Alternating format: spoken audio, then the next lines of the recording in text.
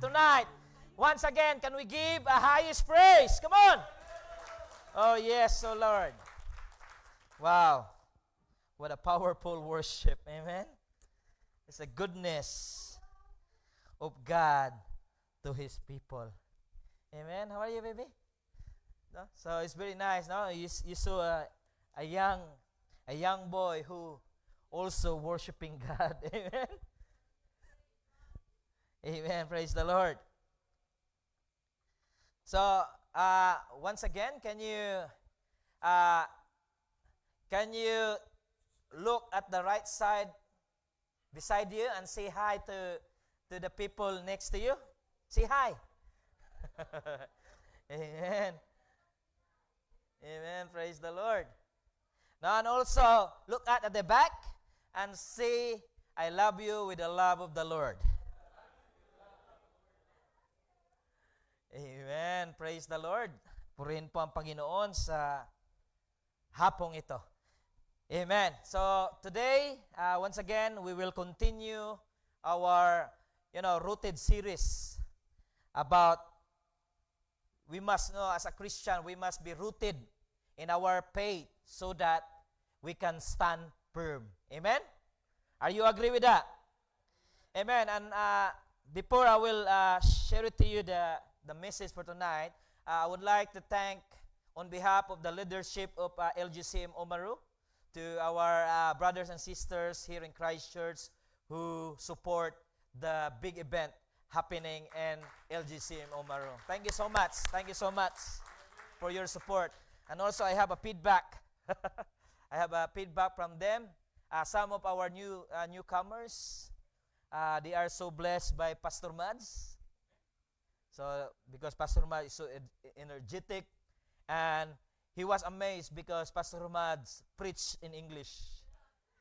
Amen. Amen. Praise the Lord. Praise the Lord. Amen to the left and to the right. But some of our visitor is so very blessed by Pastor Mads. And of course, also they are so blessed to all the LGCM Christchurch who support us, especially the worship team and the multimedia. So now I heard a feedback from our multimedia in Omaro. They said, Pastor Rick, the Christchurch multimedia is very cool. So praise be to God for that amazing feedback, and I believe that the message of God was shared to the people, to that place, on that event, and I believe God will move His mysterious ways to that place. Amen? Amen? So once again, can we give a hands of praise to our living God? And also I would like to thank to my welding students, Sandy. So he helping me to build this pulpit. Amen? So, talagang meron ng papalit sa atin, Pastor, na? Amen? Kasi mag-full time na tayo sa ministry. So, si Sunday will be yung fabricator natin.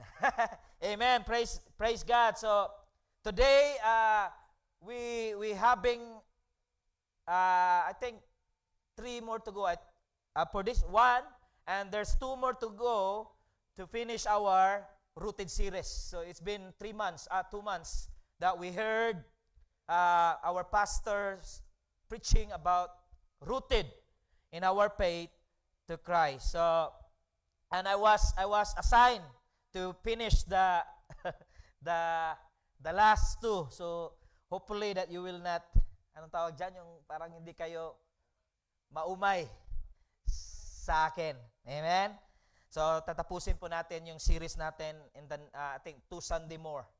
Okay, so today, the title, so this is because Pastor Mads, if you remember, he talked about the second coming of Jesus Christ, right?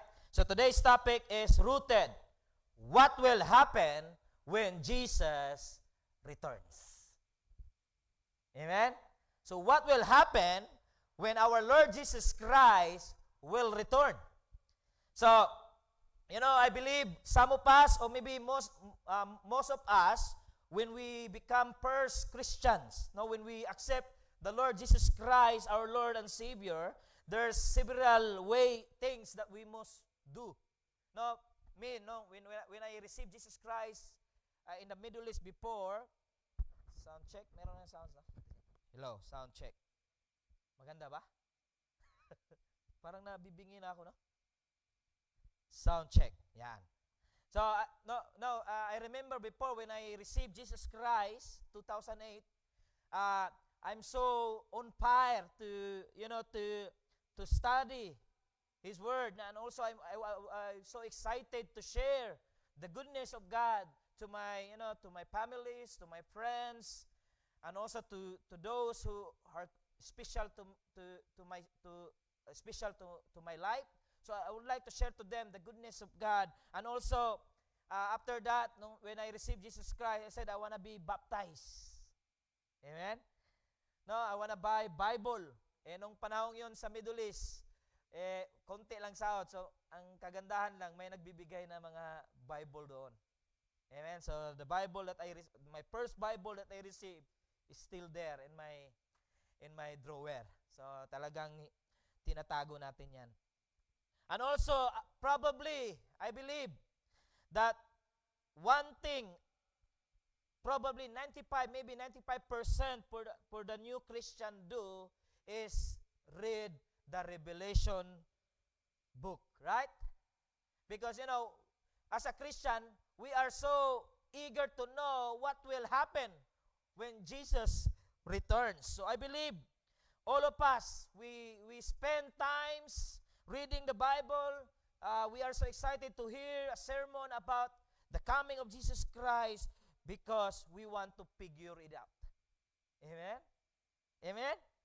Are you agree? Amen. Kunti lang, no? Nag-anticipate. So to those who are so eager to know what will happen when Jesus return, well, this is the day you have waiting for. Amen?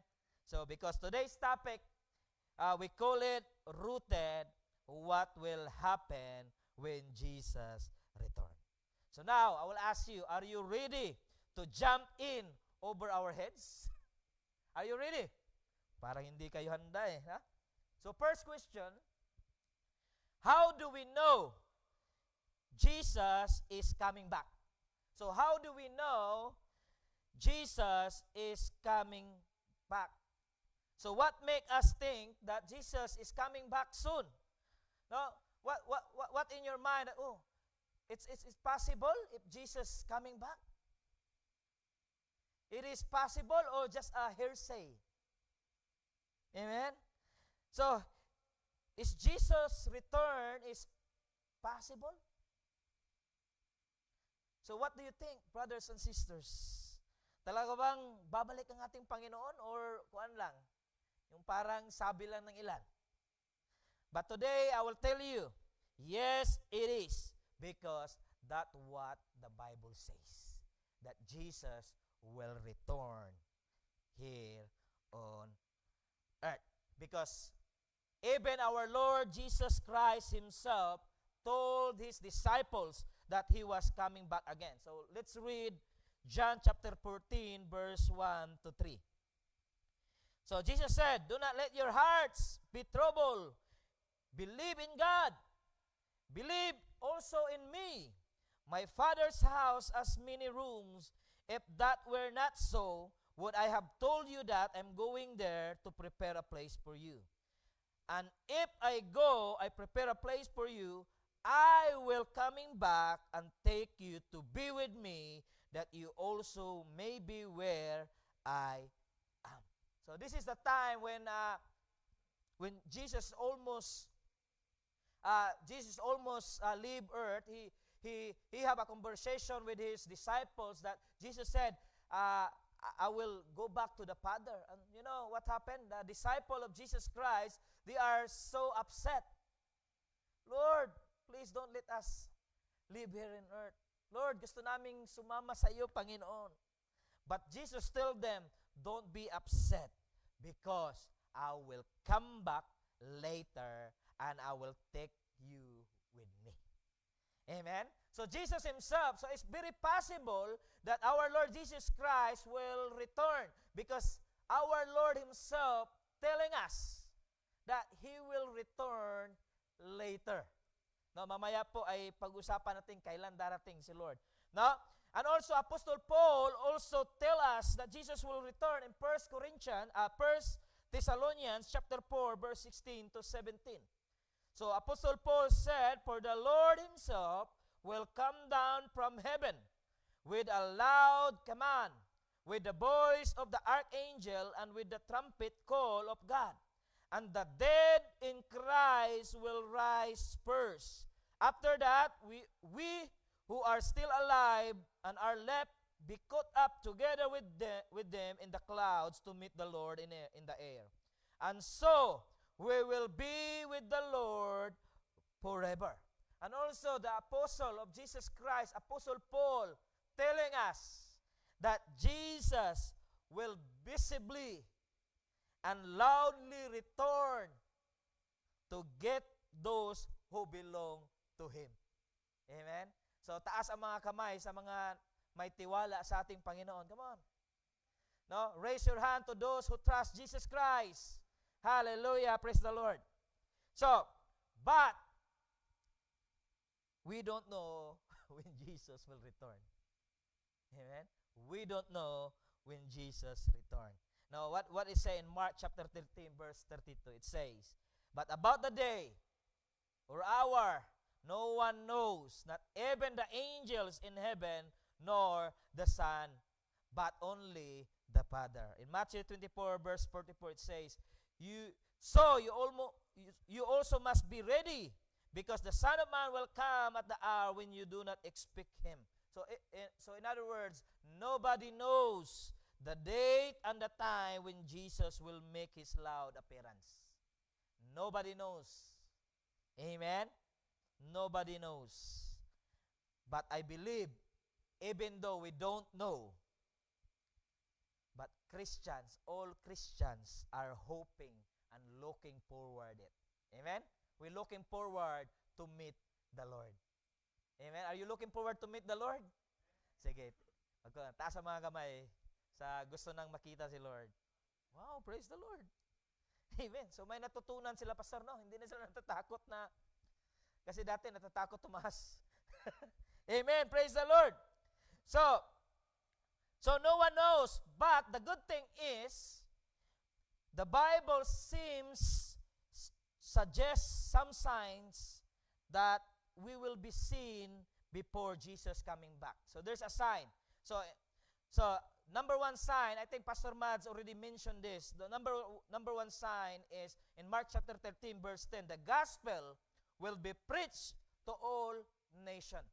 It's not only to all nations, and also to all people, groups, to all races. So that's the one sign, brothers and sisters, which is today. We can see that sign because, the Christian churches now is adapting the technology. That's why we have a live streaming. So through live streaming, to those who cannot, some other people, they are lazy to come to the church. They just want to stay at home. But that's why we have a Facebook. We share our live streaming to everyone so that the word of God will be preached. Amen? Now, and also, there will be very bad times, tribulations, wars, rumors of wars. Especially we have a news, right? Israel is under attack. Amen? That is the Bible telling us the sign that Jesus' return will very soon. And also in Mark chapter 13, verse 24 and 25, there will be catastrophic events happen in the universe. Amen? No, earthquake everywhere. No, disaster everywhere. Amen? That's the sign. And also, in 2 Thessalonians 2, it says there will be a rebellion against God led by man of lowliness. beliefs. Kaya mapapansin nyo, ang dami na pong mga, ngayon po, tatagalogin ko lang kasi baka makuhan tayo. Ngayon, ang problema ngayon yung kasarian. Hindi mo na pwedeng sabihin, ano bang sa Tagalog yan? He or she. Yung iba, ma-open. Amen? So there will be a rebellion against God. Lead by the man of lowliness. Amen? But God promised us, even though we hear these things, like rumors of wars, it says, such thing must happen, but the end is still to come. Okay? So it doesn't mean that, it seems happening now, so we are afraid. No. Actually, we should excited because our Lord Jesus Christ is coming us soon and bring us with Him. Amen? Amen? And also, the sign will be the Jewish people will return to Jesus Christ. That's also the sign of Jesus Christ's return. But listen to this, brothers and sisters. These signs are not giving for us to keep on our list. Alright? But to anticipate Jesus' return. Hindi itong mga sign na ito na parang isusulat natin, nangyayari na. Nangyayari na. Dapat magkuha na tayo. Hindi. Dapat, we must anticipate that Jesus return. Because ang sabi sa Luke chapter 21 verse 28, when these things begin to take place, stand up and lift up your heads because your redemption is drawing near. Wow, praise the Lord. So it's instead that we will be afraid that the signs of His second coming is happening right now. Instead, we lift up, we stand up and lift up our heads because our redemption is drawing near. Amen? Now, the Bible is give us a hint of His coming. It's not to those who trust Jesus so that we will get excited. Amen? So another question. Any of this sign happen yet? Maybe yes, maybe no, right? Could Jesus come back at any time?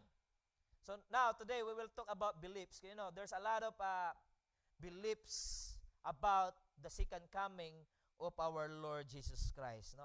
Some other, they says that the sign, the sign that I mentioned to you, the rumors of wars, what else that I mentioned? The catastrophic events, very bad times, tribulations, the Jewish people will turn to Christ. Some other belief, this says that the sign haven't taken place. So, it means for them, Jesus can come back yet. And that is some other beliefs. But, the good thing is, Jesus already remind us that we must be alert. We must be watchful. Right? Amen? So our Lord Jesus Christ encouraged us to keep watching, be on guard, and be alert. Even though, let's say, this belief, some other Christian, they believe this one, that the event of the second coming of Jesus Christ is not happening yet. But Jesus Christ tell us that we must be alert. Amen? And also, some believe Jesus could come back at any time soon. Amen? And also, in this belief, there is 3 different view of this belief that Jesus will come back soon. Amen? So, this belief is, there are 2 different returns. First is a secret return, and second is a public return. Amen? So we will talk about this one. But the Bible say Even though I will mention you some beliefs, but still, the Bible says, no one knows the hour. Amen? So I will mention to you, so there's a lot of views. Maybe some of you have other views, especially to those Christians already here for a long time. Maybe you heard from your pastors, from your, maybe you yourself, you study the Bible. So there is a lot of different views and disagreement about the second coming of our Lord Jesus Christ. There's a lot of argument, disagreement. And also, what's the reason why they have a different view? Because of the one scripture, one verse in scripture. You know what's the scripture? It's in Revelation chapter 20, verse 1 to 6. I think I have here. So this scripture caused a lot of believers of Jesus Christ, a lot of Christians have different views. So let's read Revelation chapter 20, verse 1 to 6. It says, "And I saw an angel coming down out of the heaven, having the key to the abyss and holding in his hand a great chain. He seized the dragon, the ancient serpent, who is the devil or Satan, and bound him for 1,000 years. He threw him into the abyss and locked and sealed it over him to keep him from deceiving the nation anymore until the 1,000 years were ended. After that, he must set free for a short time." Then in verse 4, "I saw the thrones which were seated, those who have been given authority to judge. And I saw the souls of those who have been beheaded because of their testimony about Jesus and because of the word of God. They have not worshipped the beast or its image and have not received its mark on their foreheads, on their hands. They came to life and reigned with Christ." Take note of this. They reigned with Christ 1,000 years. This is the first resurrection. Blessed and holy are those who share in the first resurrection. The second death has no power over them, but they will be priests of God and of Christ, will be reign with him for 1,000 years. So because of this scripture, a lot of disagreement, a lot of views, ideas about what will happen when Jesus return. Because of this 1,000 years. Iwan ko lang sa inyo, yung mga may edad-edad na, no? Nung 2000, di ba, ang daming mga belief na talagang darating na ang Panginoon. Kasi 2,000, every 1,000 years. Amen? So, this is known the millennium. Every 1,000 years is called millennium. That's why hindi naman ako bata pa kasi ako noon, pero nakita ko yung mga tao talagang nakikita ko yung iba talagang, yung iba nga di drink some poison. So sad, eh? Kasi darating na daw si Lord 2000 in year 2000. But because the Bible says no one knows the hour. Pero yung iba talagang tinitignan. Kaya maraming mga views. So mamaya po i-discuss po natin ano yung mga views na ito. So these scriptures, the cause of the different views and disagreement because of this 1,000 years. Millennium. It's called millennium. So what do people think about this 1,000 years in this millennium? So this is only, I think, 3 camps. No? 3 camps. There are 3 camps of these beliefs about the coming of Jesus Christ. The number 1 is the amillennial camp. No, the amillennial camp. This camp believes the millennium is now, and when it ends, Jesus will return the present church age in the millennium. So it says in Revelation chapter 20, verse 4, it says, "I saw the throne which seated those who had been given authority to judge, and I saw the souls of those who have been beheaded because of their testimony about Jesus, and because of the word of God. They did not worship the beast or image and not receive marks of their foreheads, of their hands. They came to life and reigned with Christ 1,000 years. So some believes, a millennial camp believes that the millennium is now. No, hindi po ako magtatanong sa inyo, sino yung millennial dito? Hindi ako magtatanong sa inyo. So the amillennialism says, to those who have died are reigning with Jesus in spiritual sense. Yung mga mga namatay na po na mga Kristiyano, they believe, this camp believe, they already reign with Jesus with spiritual sense, not the body physical. No, according to the amillennialism, the millennium is a figure of speech for a long time from Pentecost until Jesus returns. So, para sa kanila, there is no literal 1,000 years reign. So, para sa kanila, hindi po literal na 1,000 taon na sinasamahan sila ng Panginoon. It's like a figure of speech. And then, after that, Jesus will return. Believers will go to heaven, and believers to judgment and the lake of fire. Then, the new heaven and new earth will begin and last forever. And according to this camp, this will happen when Jesus return. Amen? So when Jesus returned, the amillennialism camp, they said, it will be happening right now. So hinintay na lang nila ang Panginoong Hesus na dumating. Amen? And number 2 camp is called the post-millennial camp.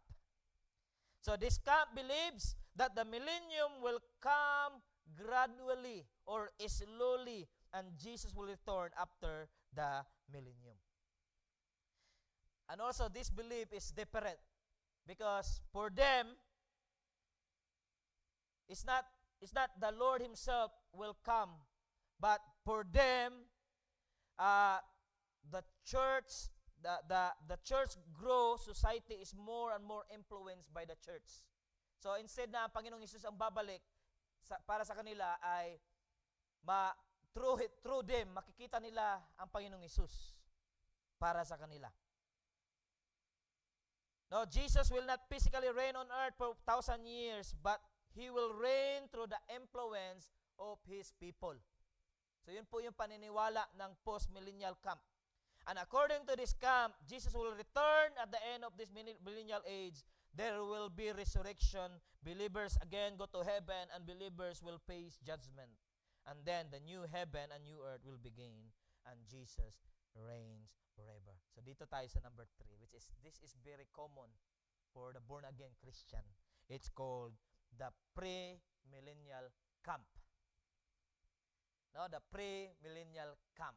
So this camp believes that the millennium will come suddenly, at a blink of the eye. Now, the other camp is just slowly, but this one will be suddenly, and Jesus will return before the tribulation. Amen. So most of Christian, born-again Christian, they like this idea that before tribulation, they will rapture. Amen. Now, Jesus, for them, they believe that Jesus will return physically for 1,000 years, and believers will be raised and reign with Him.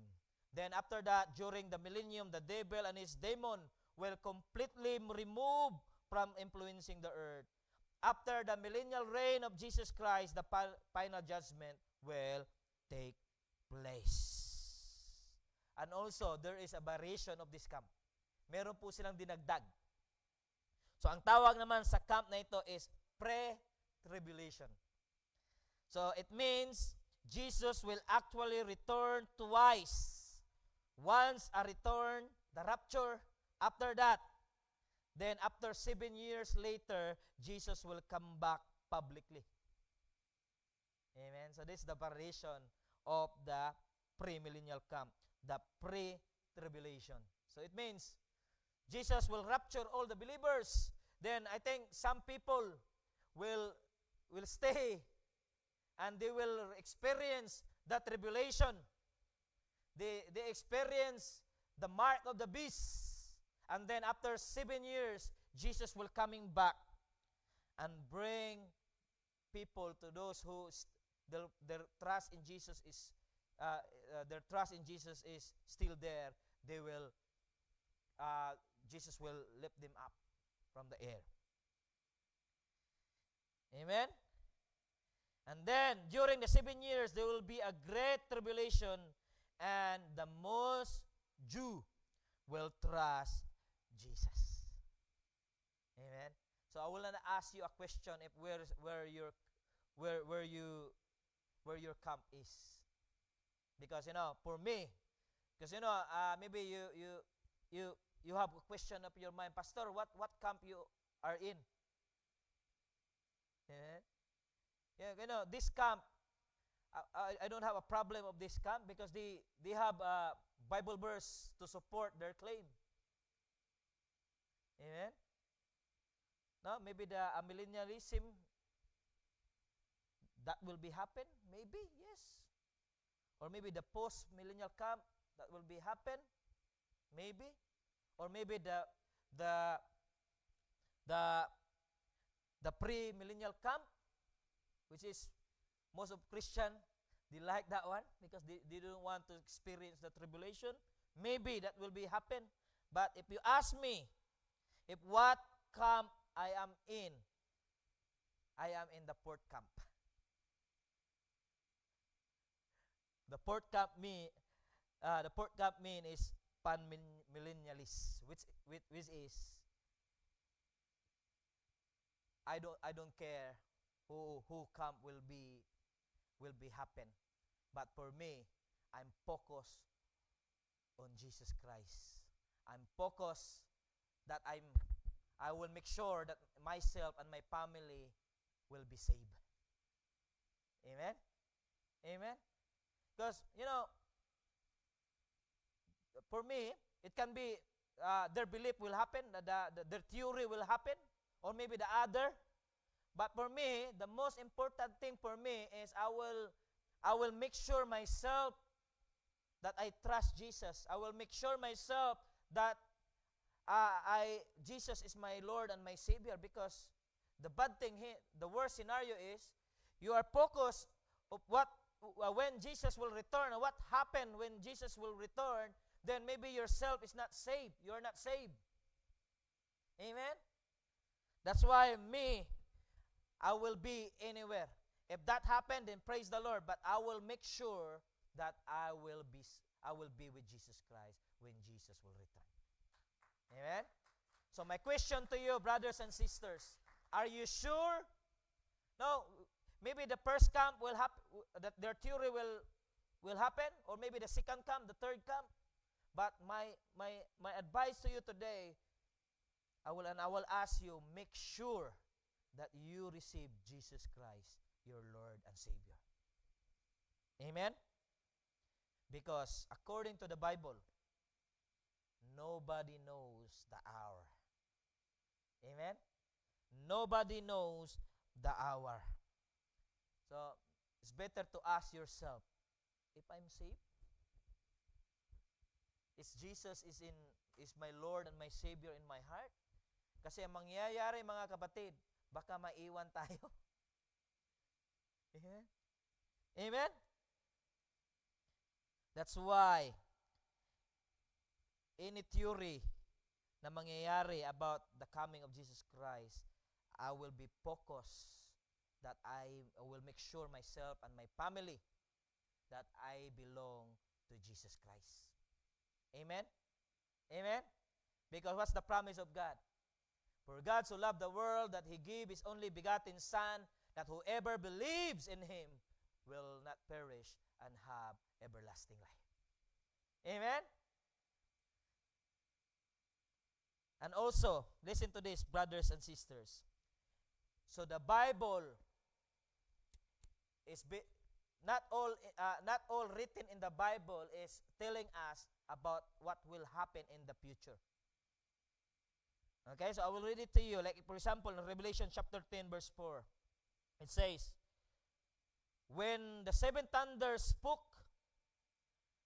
no, John the beloved heard that when the seven thunders spoke, I was about to write. John said, I was about to write, but I heard a voice from heaven says, seal up what the seven thunders had said, and do not write it down. So listen to this, brothers and sisters. There's some things we haven't told. Amen? So hindi lahat po ay sinabi sa Biblia na malalaman natin ang future. Amen? But the good thing is, even though there's a lot of belief or a lot of disagreement about this topic, about the second coming of Jesus Christ, but the good thing here is all Christians agree on this verse. In Revelation chapter 20, verse 7, 10, when the 1,000 years are over, Satan will be released from his prison, deceive the nation in the four corners of the earth, Gog and Magog, and to gather them for a battle. In number, they are like the sand on the seashore. They marched across the breadth of the earth, surrounded the camp of God's people, the city he loves. But fire came down from heaven and devoured them. And the devil who deceived them was thrown into the lake of the burning sulfur, where the beast of the false prophet has been thrown. They will be tormented day and night. So all Christian, even though we have some other theory, some other disagreement, but we all agree that at the end, Jesus wins. Amen? No? We all agree that Jesus will defeat Satan and throw him in the lake of fire. No, there will be final judgment. Then Jesus will reign forever and ever. Amen? Amen? And all who trust in Him will live forever with Him. Praise the Lord. Amen? So, ngayon, ang tanong ko po sa inyo. So, I ask you a question one more time. Ask yourself, do you trust Jesus? Do you believe Jesus as your Lord and Savior? Amen. Praise the Lord. If you believe that Jesus is Lord over your life, can you give a hands of praise? Amen. Praise the Lord. So I pray in the name of the Father, of the Son, of the Holy Spirit, that I pray that even though, like I said before, I always telling you this, that all you pastor here, we are not theologian. But we believe, even though it's just a simple theology that we share it to you, we're praying that our God touch your heart, amen, and touch your mind, so that the word or the preaching that you heard in this series will not go away with you, amen. It stay in your heart, and like I said before, brothers and sisters, always keep your heart and your mind to trust Jesus Christ over your life. Amen? Amen po ba? So, God bless you all po, at nawa ay meron tayong kaunting natutunan ngayong gabi. Kaya, God bless you all. Ibigay ko na po sa ating next part of our service, the communion.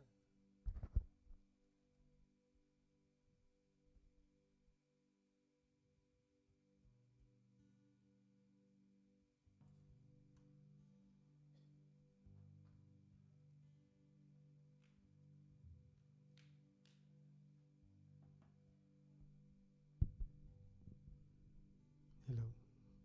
As we heard about